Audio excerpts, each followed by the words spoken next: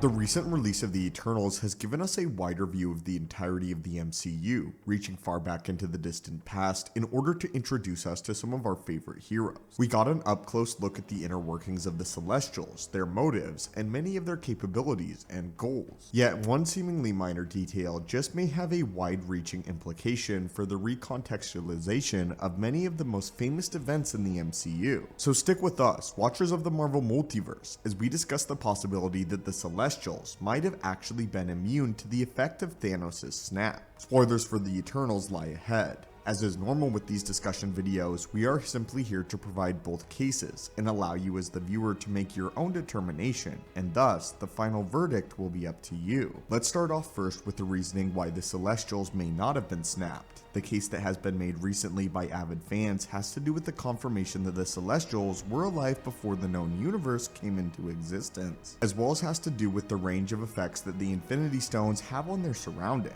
For nearly the entire duration of the MCU, we were led to believe that the Infinity Stones had no bounds or limits of their power, as they were able to affect matter on a universal scale without impediment. Thanos was able to use them across the furthest reaches of the universe, and for a while, it seemed that the Infinity Stones were unmatched in their destructive capabilities. The What If series, in conjunction with the comic lore, however, has put this precedent into question.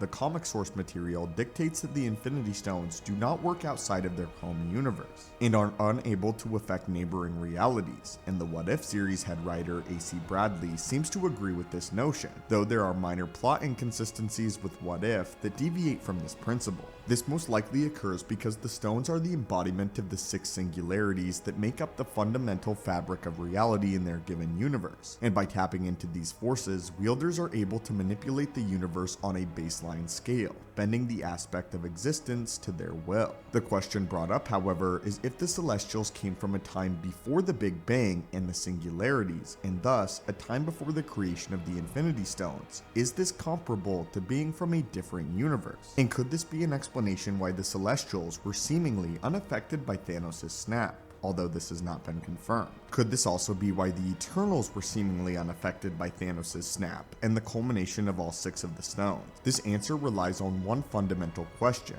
and that is whether or not the Big Bang created the 6 singularities of the universe, or simply created the stones themselves. If the Infinity Stones work by tapping into the resulting forces of universal nature that were forged from the Big Bang and when it occurred, then it stands to reason that the Celestials might not be affected by the stones, seeing as the Celestials are not composed of the same matter and fundamental singularities as the rest of the universe that surrounds them. We know that Ultron allegedly cannot impact the world around him because the stones were not forged in the universes that he takes them to, and therefore they are incompatible with the fabric of the realities that surround them. If the stones are unable to manipulate the natural forces of neighboring timelines because their Big Bangs were not the same, despite how similar the universes might seem on a visual and tangible level, then who is to say that existing in a time before the Big Bang is any different? It's important to note that even though all timelines have the same fundamental forces of time, space, reality, soul, mind, and power, they are not necessarily automatically comparable with the stones of a neighboring timeline.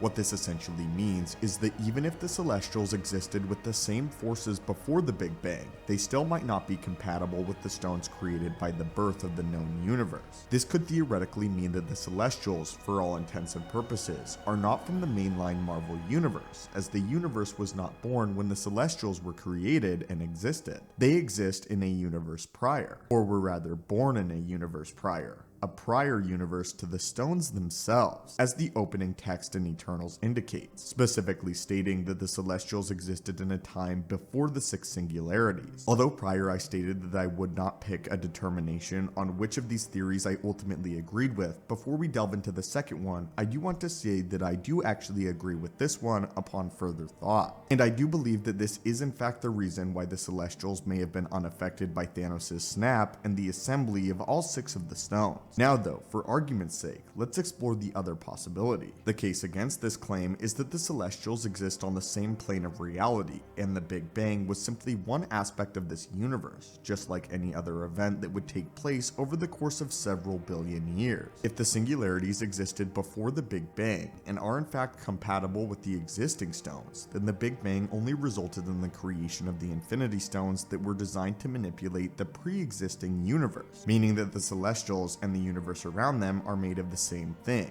even if the stones weren't tangible objects yet. This would mean that the singularities didn't change when the Big Bang occurred, and the stones would hypothetically still be able to affect the celestials, because at their core, the celestials are composed of the same baseline pieces as the rest of the universe, with no deviation between the pre-Big Bang plane of existence and the modern universe. In Infinity War, Wong states that the Big Bang sent 6 elemental crystals hurling across the Virgin Universe, and this was implied to be the origin of their creation.